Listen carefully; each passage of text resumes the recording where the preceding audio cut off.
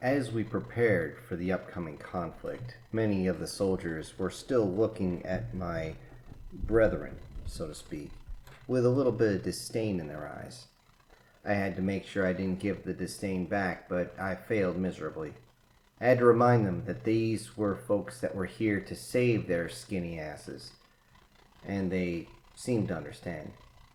Given my position, it was pretty easy for me to really push the subject and make sure I didn't get too much backlash, that is.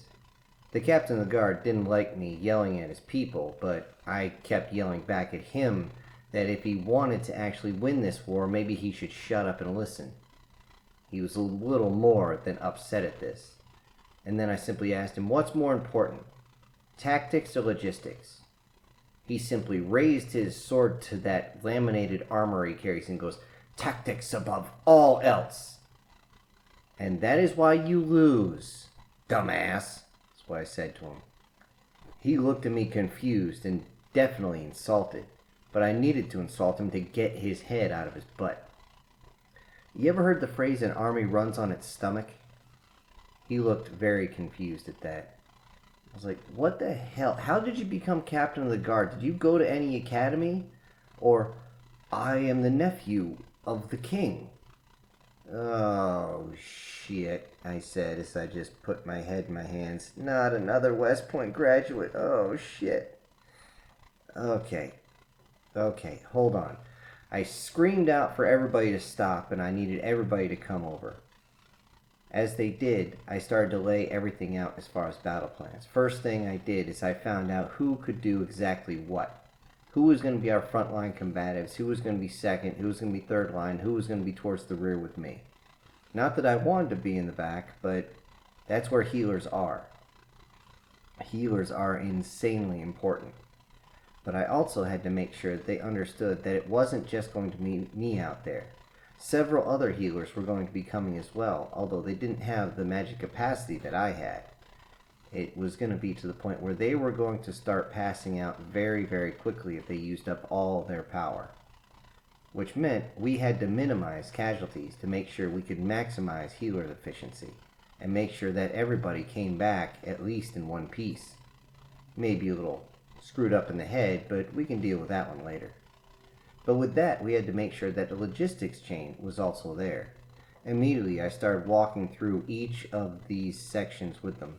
But as we were talking about powers, I suddenly started looking down my list and realized... Lee? Yeah? What, you're human like me, right? You come from... Yeah, I do. Then this is old hat to you, right? Yeah. How come you're not a healer?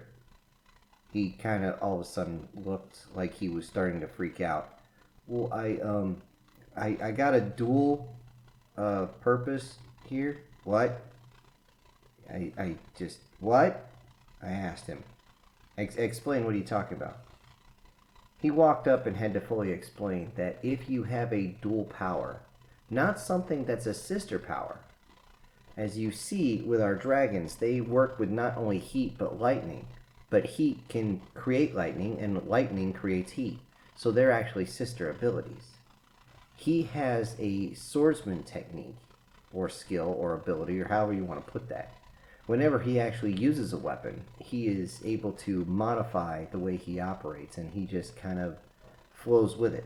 The weapon more controls him than he controls it. But because of that, one is far more advanced than the other. And he decided to push it to the point where his abilities with the weapons were going to be far exceeding that of the healing. I looked at him and said, congratulations, Doc. You just been conscripted to second line. What? You can't be serious. As serious as a fucking heart attack. Now, I need to break this down. What do you mean second line? You're not going to let this go, are you? Of course not. You don't have the right to dictate that. Just because you're a healer and so are you. It doesn't matter. I am better suited for the front line. Have you seen what I can do with one of these katanas? Heaven forbid I get two of them in my hand. Yet you're also a healer, which means I need you to go and retrieve everybody and get them to me. Along with that, the rest of you need some extra training. Everyone here needs to cross-train. We got less than a month to get this done. So we need to make sure everyone's ready. With that, I had to fully explain to everybody what they were going to be learning from me and anybody else that had medical knowledge. We had to make up our own personal individual first aid kits, also known as an IFAC, so that everybody would be able to keep themselves alive. Along with that, we'll be training on basic field medicines as well. Now, the fact that everybody would be able to carry a small, very small, about the size of an eyedropper, bottle of liquor made everyone wonder, maybe could I get drunk off that?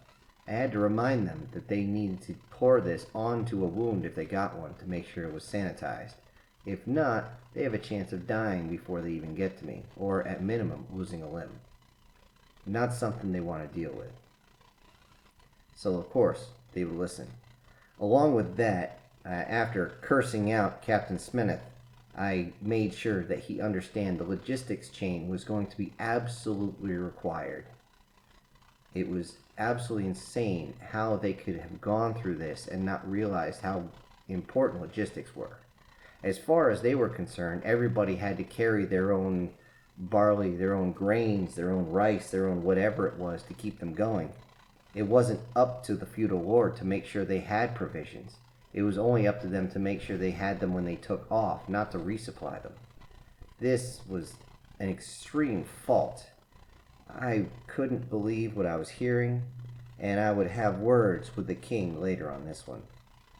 The king himself was more than a little put back at the idea, but as I fully explained to him and shown him how a well-fed army up towards the front would be able to take the fight a whole lot better to the enemy than one that is half-starved, he began to fully understand. Thankfully, the queen kept her nose out of it, as she was still a little upset with my little demonstration the previous time. But eventually, we got to work.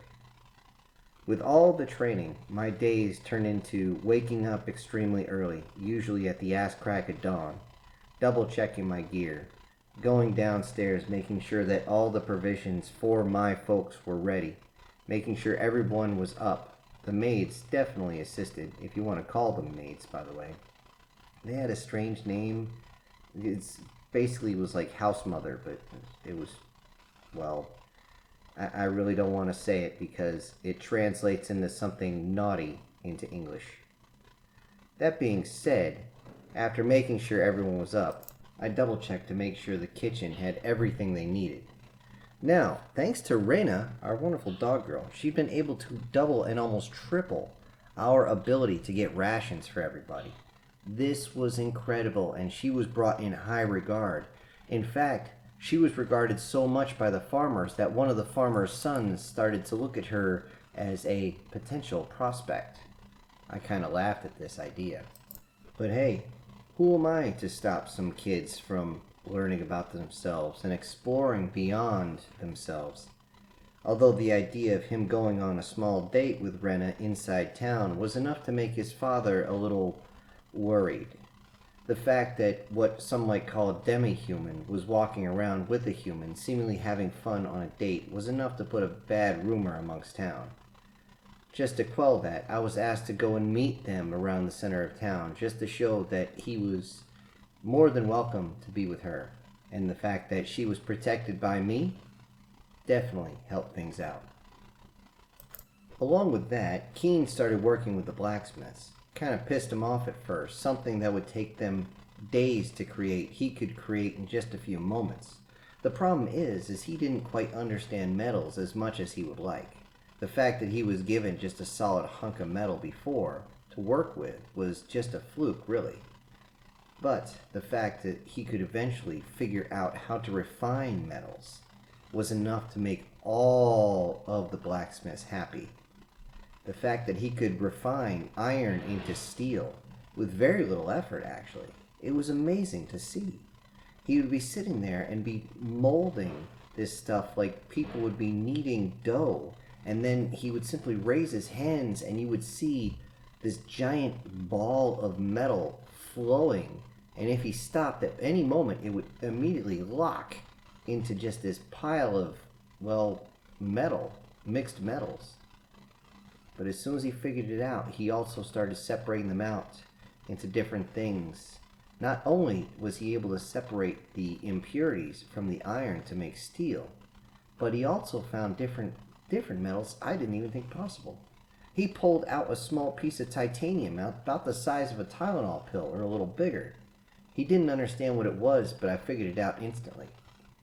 What really surprised everybody is that they could bring him a large pile of, well, pretty much anything, and he could siphon through it, and he was able to separate not only the metal itself from the impurities, but he could find things like gold, silver, all sorts of things in it. It was amazing to see his progress, and he was cheered at by the blacksmiths. So much so that when he was on his way back, somebody decided to give him trouble, a few ruffians in town. Fortunately, the blacksmiths were there to say, "I don't think so." And those who were going to cause trouble never did again. Not that they were killed, but I promised them I would put them in frontline combat if they ever tried that shit again. It was interesting. But as my day continued, after everyone got a quick morning meal and a quick dose of water, I made sure no one had wine that early in the morning. It was off to the training area, where everyone would start working on their different techniques.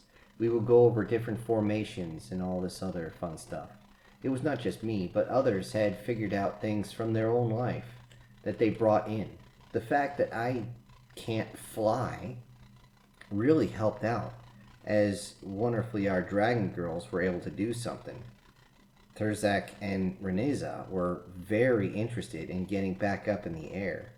Not only that, but we had an avian girl, which I mistakenly called Angel at one point, and she thought I was insulting her. No, she actually had feathered wings.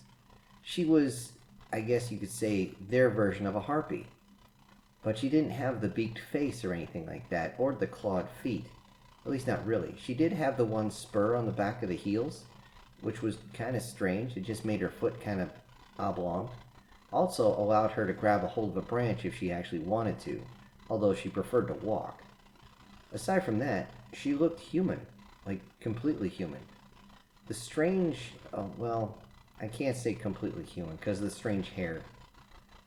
I did find out from her that it's the design that's in there, which kind of looks, I don't know how to say it, layered in different colors, is very similar to the way feathers grow and the way they lay. The fact that she's female is the only reason she doesn't have bright blue or green hair, which I thought would be funny. I was just glad that her wings were capable of flying. The problem is, she didn't exactly have a frontline ability. She'd be better suited as a courier, as her abilities were mixed in with the air. And when she flew extremely fast. At one point, I wondered if we would have to make goggles for her, which, of course, I asked Keen if he could do it, but he didn't know what the hell goggles were. We'd have to get back to that some other time. All in all, it was an interesting morning as we went through all the different classes. After that, everyone would work on their individual items later on in the afternoon after we got our midday meal. Our midday meal was usually very, very nutritious.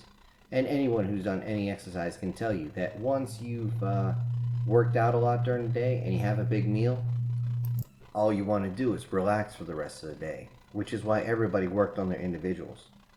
I remember walking out and seeing Zena and Shara working on their different teleportations. They were getting good at it. Actually, really good. In fact of the matter is, they could actually send something from one side of the town to the other, which was rather impressive, but it burned through their magic power very quickly. They kept asking me if there was a way to heal me up, but there's nothing I could do. Restoring magic power is not within my realm of abilities. At least not that I think so. I tried, didn't work. So, we'll see. Unfortunately for many people, the fact that they were still training very heavily, especially the knights, as they would be spending a lot of their time outside, moving in different formations inside their armor, trying to, as they say, get used to wearing it.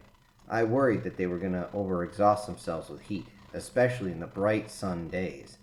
Damn thing must be 80 some odd degrees outside, and they're walking around in full body armor. Woo, doggy. No wonder they're so skinny. With that, I asked Line to help them out.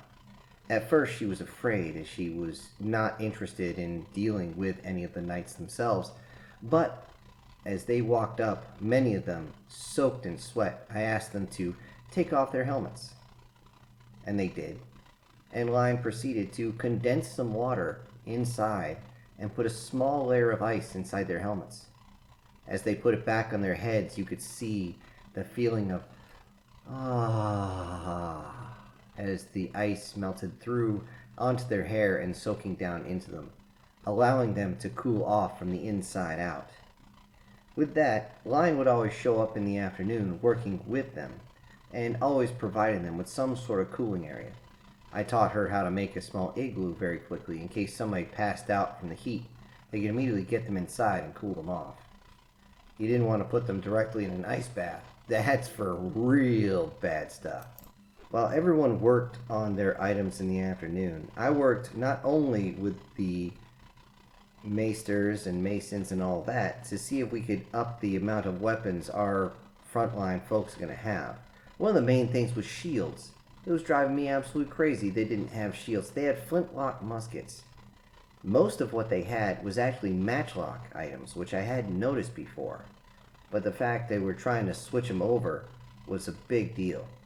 Now, Keen was definitely part of helping them build up as many flintlocks as possible, as it took a long time to actually get the materials in order to actually cast everything.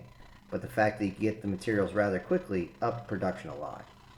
But one of the things they had to worry about was getting close enough. And especially if we were going to aim at, say, fixed positions, we needed to get them close.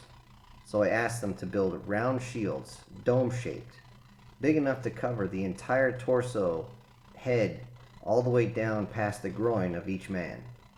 They wanted to see why. I said, trust me, I'll show you. A few days later, standing out, I held one of the flintlock muskets. Hoping that this thing didn't blow up in my hand, I lined up against the shield. I was only about 50 meters away, and they all snickered, this isn't going to work, this isn't going to work. And I fired. Of course, a smoothbore musket is not exactly accurate, and it deflected off the side. Nothing hit directly, no matter how well I aimed. They were amazed. They looked and could actually find the musket balls. How the hell did you know this? Basic physics, my friends. How many of these shields can you make? They immediately got to work. Along with that, I was talking with the king to make sure we had all the logistics lined up. But that wasn't the only thing we needed. We needed all sorts of support personnel, and I was put in line with all of them. The other healers that they did have, the very few that they had, were under my direct command. We would have them spread out across the battlefield to make sure that we can maximize healing potential. Along with that, another entire group, mostly women surprisingly, were brought to me as they were going to be the nurses. I taught them basic triage, along with going through all the different things about basic first aid, most of which they knew, but they needed the materials. I showed them how to create one of their own bundles, and also to set up different stations so that they had their own mobile army surgical hospital. I kind of joked and said, well, now we got a 4077. They all looked at me strange saying it, as I chuckled as I walked out the room. Later on at night, I would always be busy. During the training, there was always somebody who got messed up. Even when we were out in the morning, it got so bad that I was hearing the word doc and medic in my sleep. It was getting a bit ridiculous, but it was good practice, so I didn't say too much. Although it wasn't so fun when one of the men was brought over to me, one of the knights, had lost his arm just above the elbow. That was interesting, having to rebuild an entire arm. He was not happy when I was done, as I can rebuild everything, but I can't build up the muscle, which is done over time. His arm was completely atrophied, and it would take a long time, a couple of years, before he was able to use it again.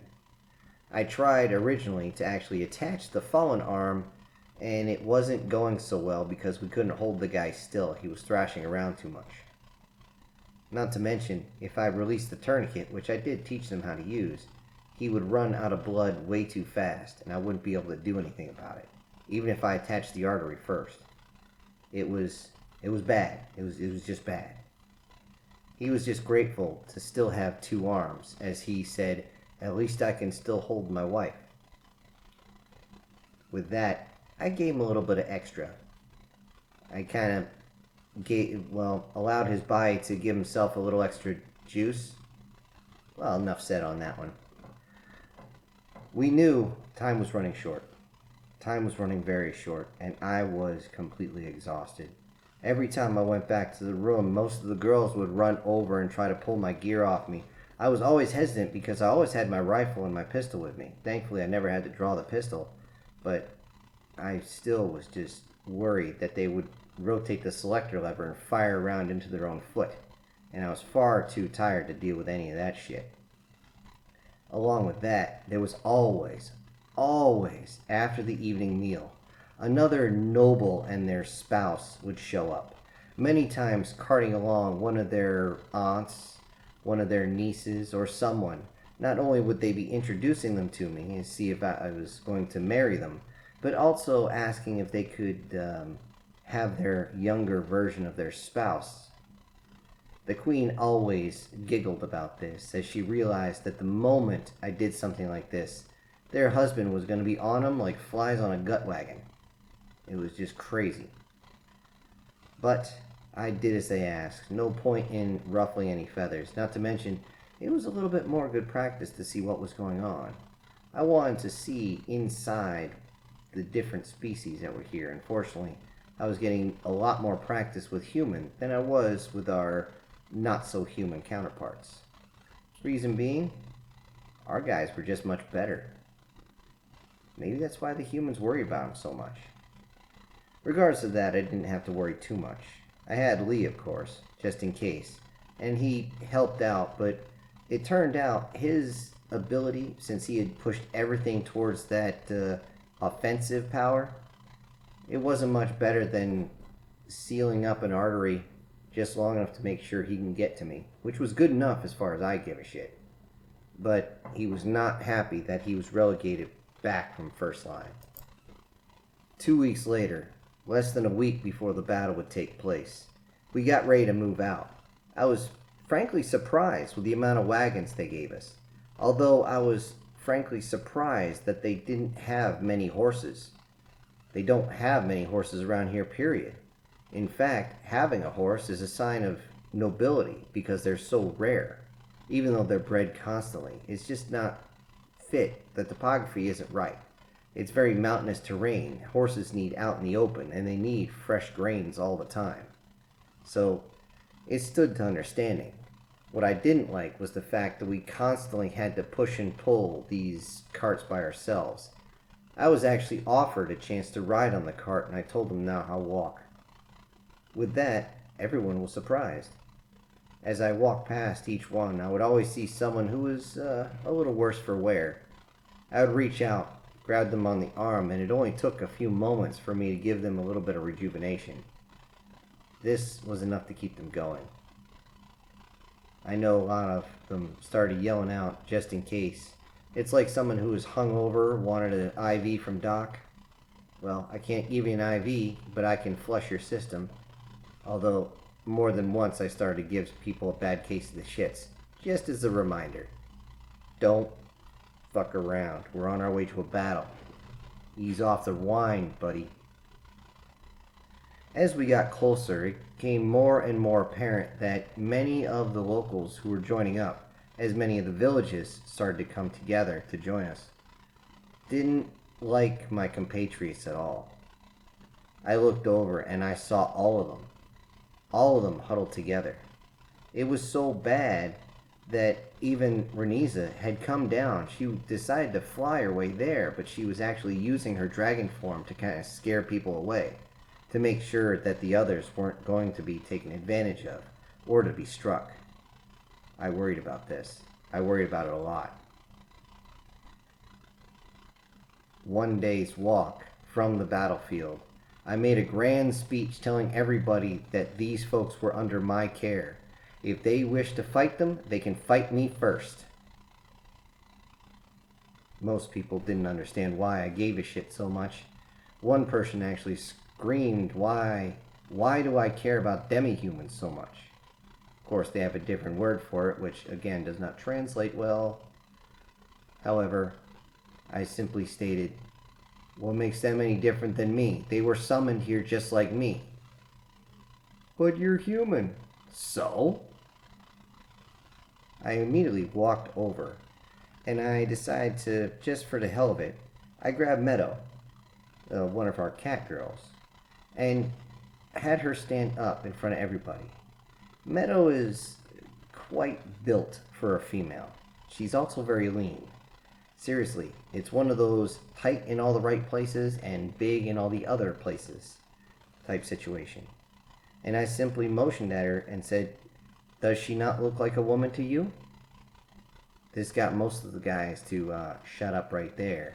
And of course, one guy started going a little closer, one who had too much to drink, and reached out and grabbed her by the leg.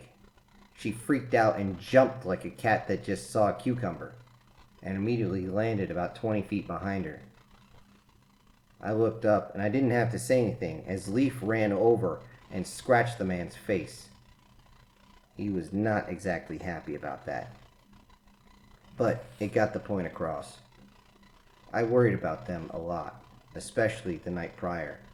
Everyone knows that the night prior, most guys try to get a little something on the side just to kind of boost their testosterone. So I insisted that all of the not-so-humans end up around me. I was sitting on top of one of the wagons just watching over them as Captain Smith actually walked over to me. He had a worried look on his face. So what's going on, Capitan? What can I help you with? You hurt? No, I'm not hurt, but you should get rest. Can't rest. Gotta protect them. Why do you protect them? Why not? We're men, ain't we? Well, yeah, but I mean, they're not women. I gave him a strange look. Just, dude, what did I just say before? I looked back at him and he was just still confused why I would protect them. Okay, tell me something, Captain. Tell me why I shouldn't. Why should I denigrate them? Why should I abuse them? Well, they're demi-human. They're here for our abuse. The only reason they haven't been is because you're here. Exactly, I said. Exactly, right there. We are men. We protect our own. They were summoned just like me. That makes them just like me. Do you get it yet? He started to fully understand at that point. We had basically had this conversation about a half a dozen times, but I think this is the first time it sunk in. So, are you really willing to fight for us then? Look, if it gets me home, we're good. Alright? So don't worry about it too much. With that, the captain simply nodded, handed me a bottle, and walked away. I looked at the bottle. Another bottle of wine. No thanks. I'm good right now. I simply sat there watching over them. And I waited. Many old songs went through my head as I looked out across the fields. I worried what would happen the next day. We only had maybe a half day's walk, and then we had to be ready for a fight. But what would happen if they got there sooner? Would we be caught out in the open? I worried a lot about this. I reached into my assault pack and pulled out something I hadn't shown anybody in a while. A pair of night vision. I hate wearing it without a helmet because they call this thing a skull crusher for a reason. But I put it on and I looked out. I didn't see much. I saw our wagons. I saw our army stretch 500-600 meters in every single direction. Tents set up all over, many people just sleeping on the ground. I worried about this. I worried how many would actually make it through. Why were we doing this? Was it actually worth it to save this kingdom? Who the hell were we fighting against anyway? Could I even make it home? All this went through my head as I began to look out. And just for the hell of it, I leaned my head back to look up at the stars, and that's when I saw it. I saw a shadow moving high up in the air. It seemed to slowly drift around in a circle. It was almost like something big was up there hunting. Something long and narrow. Something with very large wings moved around. I very slowly reached over for my rifle, and then I looked at it and laughed. Yeah, okay, this BB gun's not going to do much work on that thing. I put it down. Thankfully, I had them bring out one of my duffel bags. I reached in and I pulled the high caliber rifle out. I went to the buttstock, pulled the round out, put it in the chamber, and closed the bolt. I don't have a laser on this thing, so I don't know if I can aim it. I flipped up my night vision and tried to look through the scope, but trying to go from bright light to dark, my eyes wouldn't adjust. Not at all. I didn't see what was there. I put the scope away from my eyes, and I pulled the night vision back down, and I looked, and the shadow seemed to be getting lower, but not directly on us. It seemed to be moving closer and closer to a field. I stood up and watched as this thing flapped its wings and then landed. You couldn't mistake the thump. It was enough that many people asleep jumped awake. Like, what was that? Is that thunder? No. No, this was something a lot more dangerous. All I could think of was, boy, I really hope we're not facing something like that tomorrow.